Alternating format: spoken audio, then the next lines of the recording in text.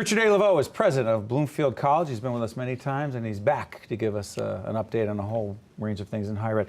Listen, we'll do New Jersey in a second, but you just came back from a trip, China, Korea, with an organization connected to, called? It was connected to UNESCO, and it's called the World Technopolis Association. It's an NGO member of UNESCO. Doing what? I did deliver the 45-minute keynote address. Don't be scared, I won't repeat it here. But it's 45 minutes. On the subject of? On the subject of the role of higher education in fostering economic development through technology in growing world cities. But also part of that was how the involvement of higher education necessarily implicates bringing social justice considerations into development.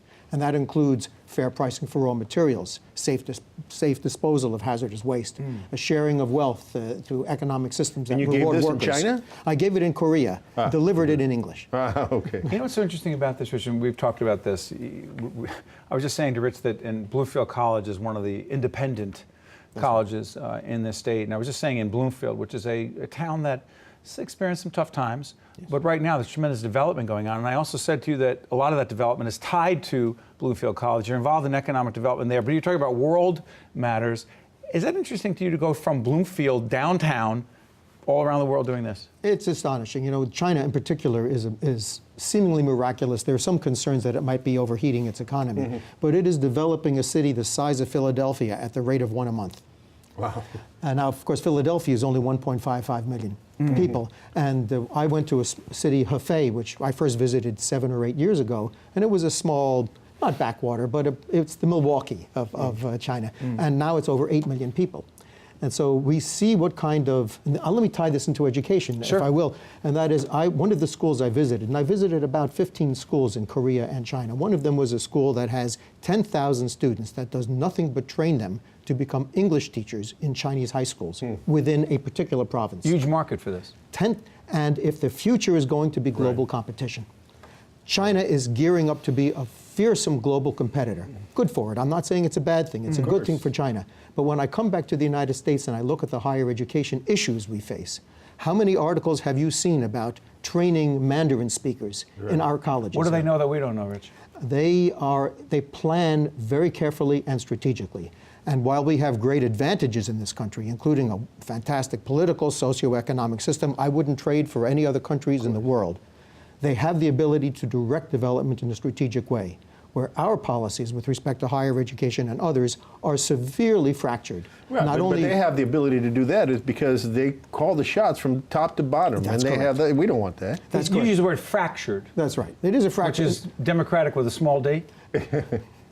Well, in our republic, yes, a better way to describe it is a republic. We do. There is certainly an issue, and I am not, as I said, not for a second would I trade in what we have for what they have. In fact, as an example, I couldn't do my email in China because there's a block on all Google services. Sure. And we use a Gmail base for our college email system, and because Google owns YouTube, and YouTube runs videos of Hong Kong and Tibet, so I wouldn't change that for the world. But it's a signal to the United States that if we're serious about being a dominant world power going forward through the next 100 years, we've got to think about where we want to be. How can a democratic country achieve the kind of successes and the kind of vision and drive that China has? Or can we, Ralph? Or can we? Well, you know, I think first thing is what hot issues of the day are mere distractions and shouldn't be driving our policy.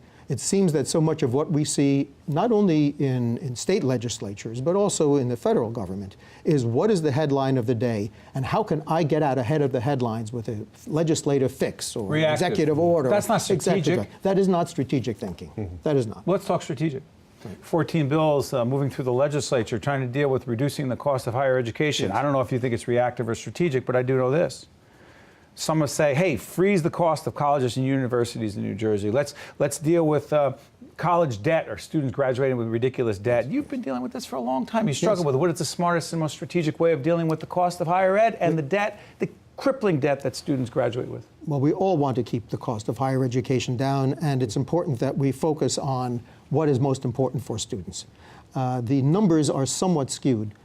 People think that students graduate with $150,000, $200,000 of debt, which is the number you see. Nationally, the number now has just reached 30,000. And at a school like Bloomfield College, it's about $23,000. Because your tuition is not as high? Our tuition, we're the lowest private college, or independent college as it's called now in the state of New Jersey.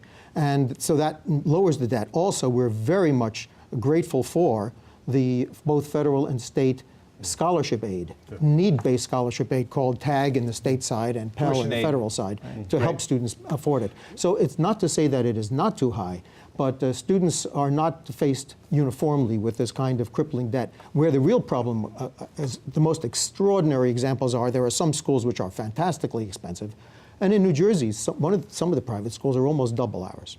So that is a higher debt. And also students going to graduate schools where there are no immediate jobs.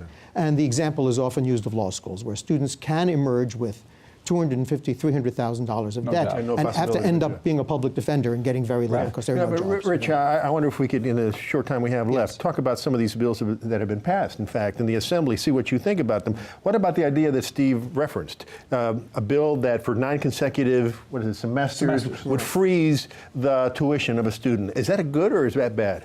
Well, I don't think those decisions should be statutory decisions. I think, don't? I do not. You know, the higher education, individual colleges each have board of trustees. And by law, particularly, and that's true in the private sector as well as the statutory side, in the state institutions, those boards are largely, in almost every case except for Rutgers, they may be another example, but are all chosen by the political process, by the governor, by the legislature, and that's where if somebody feels an institution is not doing an appropriate job of containing costs, that work should go through those board members, not a statute where, quote, one size fits all. If you were to take a freeze and apply it to both Bloomfield College and one of the other wealthier institutions, the institutions that would really be hurt are Bloomfield. Right. And everybody faces increasing costs, and there is no legislation pending to freeze insurance costs, salaries, which in the state side is negotiated by the state That's itself. not a good idea. Well-intentioned, but not a good idea. Next time, come back, talk about what's going on in Bloomfield, town of course. Bloomfield. Ralph. All right, Rich, thank you so much. And that's it for this edition of New Jersey Capital Report. From my colleague Steve Aravato, I'm Rafael Piraman. Thanks for watching. We'll see you next week. I was glad we got this.